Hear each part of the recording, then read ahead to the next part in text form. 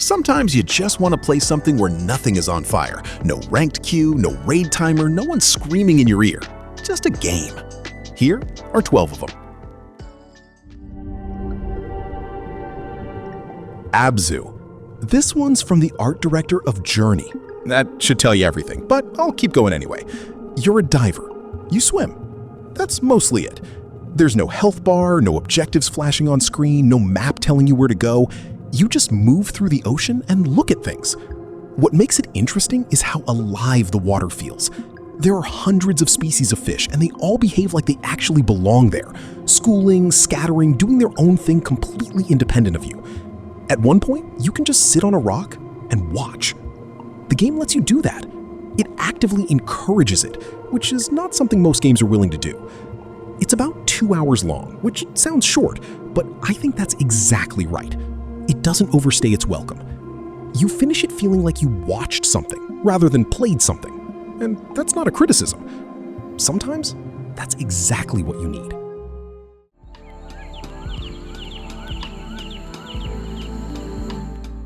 Dorfromantik is a tile placement game where you build a landscape, forests, rivers, villages, windmills. You draw a tile, you place it, you try to match the edges. That's the whole game. There's a scoring system if you want it, but you can completely ignore it and just make something that looks nice. I spent a long time on one map trying to get a river to curve in a way that felt natural, not because the game asked me to, just because it bothered me. That's the kind of thing this game does to you without you noticing. Something worth knowing is that the game started as a university project made by 4 students. It went on to win the German Computer Game Award. Sometimes things work out.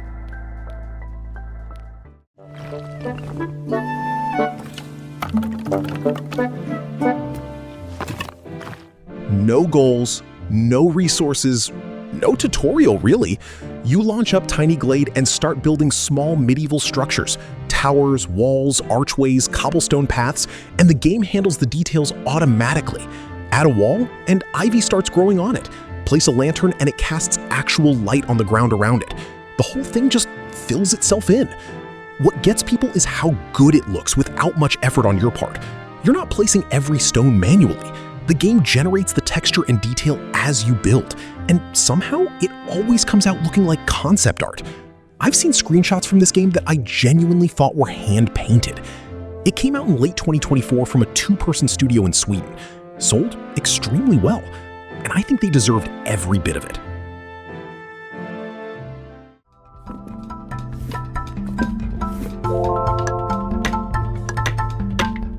In A Little to the Left, you're given a messy surface, a desk, a shelf, a drawer, and you tidy it.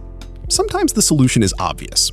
Sometimes there are multiple valid arrangements, and occasionally you'll sit there for 5 minutes convinced you've got it right, and the game just keeps shaking its head at you. It sounds simple, and it is, but there's something genuinely satisfying about the way things snap into place when you get it right. The game has a good sense of what feels ordered without being too prescriptive about it. It's not asking you to sort by size every time. Sometimes it wants something more intuitive than that. There's also a cat that comes in periodically and undoes your work. Whether that's charming or enraging will depend entirely on the kind of day you're having. Ah, there you are, Mayor. This is your town. For now, just a patch of sunlit earth, a few rooftops, and a... Town to City is a city builder in Minecraft-esque art style. It's not the kind of city builder that makes you feel like you're doing homework. There's no grid, you just draw roads wherever you want, place buildings along them, and the town takes shape organically. Winding alleys, little plazas, a row of houses along a hillside, it looks like something that actually grew over time rather than something you planned on a spreadsheet. The management side is light. Residents have needs, you meet them, more people move in. You can't really lose. If something goes wrong, you just redirect your workers and sort it out. There's no death spiral, no bankruptcy screen, no moment where 3 hours of progress evaporates because you forgot to zone something correctly. What keeps you in it is the decorating. There's a surprising amount of detail you can add. Lighting, flower beds, park benches, building facades.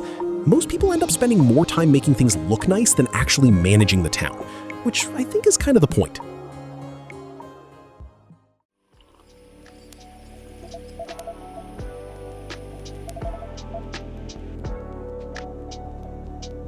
In Coffee Talk, you're a barista in a rainy, late-night version of Seattle, except the customers are elves, werewolves, and the occasional alien.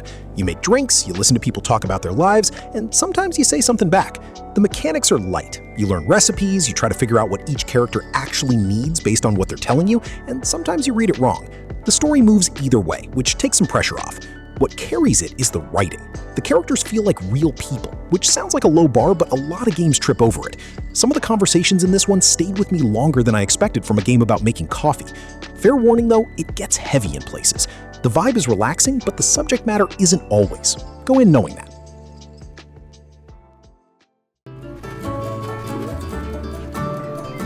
A Short Hike is a game where you play as a small bird trying to get to the top of a mountain for phone signal. Everyone on the island has something going on. None of it is urgent. You can hike, swim, run, or collect golden feathers that let you glide and climb faster. There's a fishing minigame, a beach volleyball side quest, a kid who wants to race you. You can do all of it or none of it. The mountain is always there when you're ready. It takes about 2 hours if you rush, longer if you don't. The island is small, but it's packed with small moments that are easy to miss if you're moving too fast.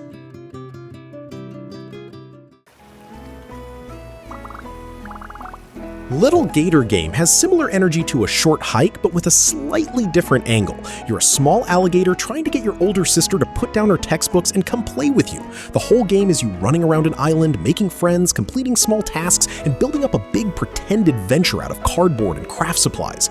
The movement is genuinely good. Sliding down hills, gliding off ledges, bouncing between platforms, it feels loose in the best way, the kind where you're always looking for the next thing to launch yourself off. There are no real enemies. The combat is literally bumping into cardboard cutouts. It also just got a full expansion earlier this year called In the Dark, which apparently doubles the content. So if you play it and want more, that's there now. You're back in Pinnacle. I'm so glad we're going to work together. As the name suggests, you buy broken houses, you fix them, you sell them. The loop is simple. Clean, repair, paint, furnish, list the property. But the reason it works is how tactile everything feels. Painting a wall means actually dragging the brush across it. Cleaning a floor means physically moving the mop. You're not just pressing a button and watching a progress bar. You're doing the thing, which sounds worse, but somehow isn't. There's also a full creative mode if you want to skip the flipping entirely and just build and decorate. I ended up spending more time in there than in the main game, which probably says something about me.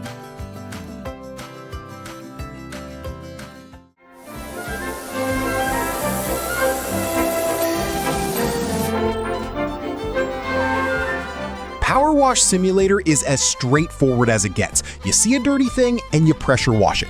There is genuinely nothing more to say about the premise, and yet this game has swallowed hours of my life without me noticing. You clean vehicles, playgrounds, a tree house, a full medieval castle, eventually a spaceship. Each level is just finding every dirty patch and blasting it. The reason it works is pure feedback. The sound of the water hitting the surface, the hard line between clean and dirty, the percentage in the corner creeping toward 100. Your brain likes finishing things. This game is entirely built around that, and it works every single time.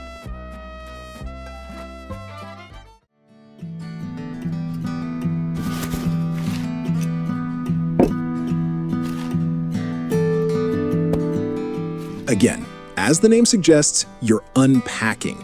Every level is a new home. You take things out of boxes and put them somewhere. That's it. What makes it more than that is how the storytelling works. You never meet the main character. There's no dialogue, no cutscenes, no text boxes, but by the end, you know her through what she keeps, what she leaves behind, how her rooms change over the years.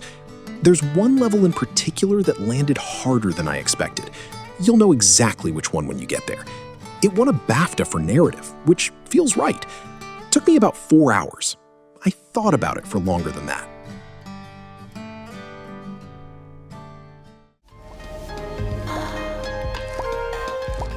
Yes, it's on here. No, I'm not apologizing for it. Stardew is complicated because it technically has all the things I complained about at the start. Timers, stamina, deadlines, a mine full of things that want to hurt you.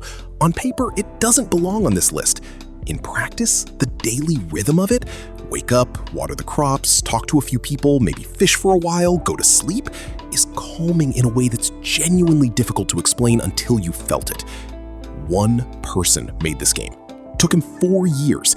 It sold over 30 million copies. If you've never played it, start in spring, don't look anything up for the first few hours, and just see what the valley does to you. And that's the list. How many of them have you played? And why is PowerWash Simulator still your favorite? Let me know.